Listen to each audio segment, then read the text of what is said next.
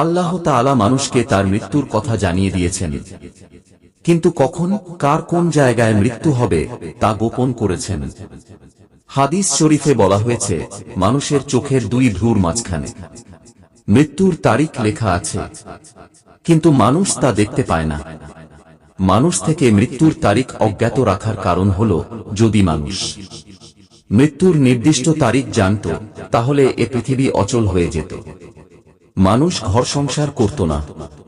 নামাজগুলোর সাবধানে যত্ন নাও, আর বিশেষ করে মধ্যবর্তী নামাজের আর আল্লাহর সামনে সম্পূর্ণ একাগ্রতার সাথে দাঁড়াও।